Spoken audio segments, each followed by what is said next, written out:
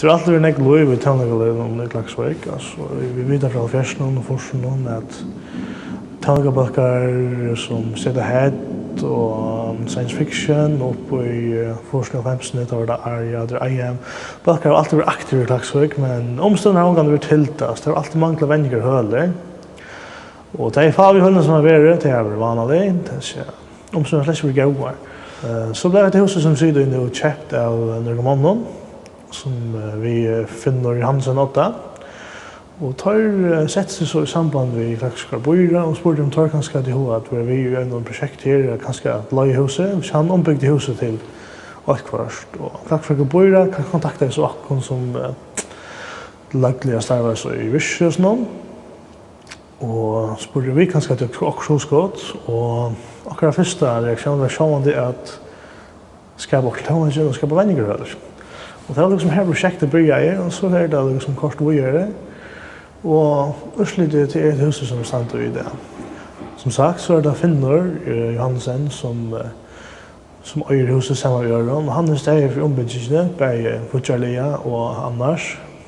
Arbetar själv och haft gott verk att säga. Och så är det kommunen som lejer huset för honom och betalar och vi görs några filmer och satt med och på här höllen. Och i dag är det 8 höller, det vill säga att det är 6 smarri höller så det är 2 stora höller. Och jag kan säga att det kom 3 smarri höllerna. Det är så heldigt att som du ser så är rummet utgör en trummesättare, en bassförstärkare och en sånganläggare. Det är så heldigt att 4 stycken har stolar kvar i rummet kvar här och då har vi haft möjlighet att köpt utgör som ständer faktiskt att bara kan komma. Så det kommer så bara för gång som sagt som du säger passförstärkare i anlägg så ska bara ha gitarr och en sångare så kan det börja spela.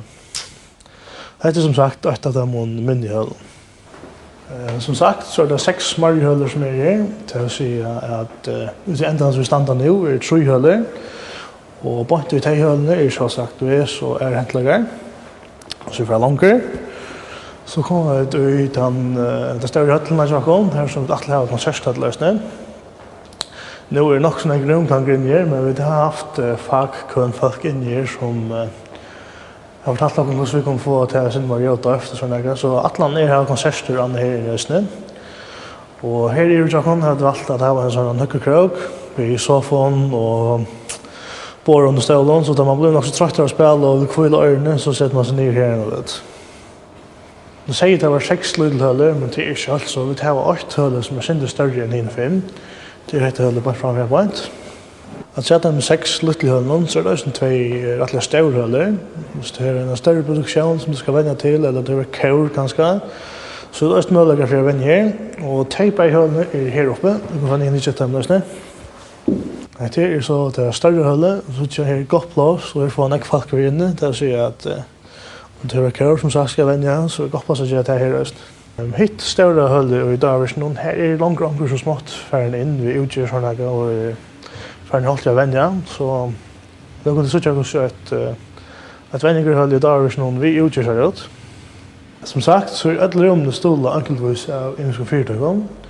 Och trummesätt och bassförstärkare och anlägg till så allt käft för allting.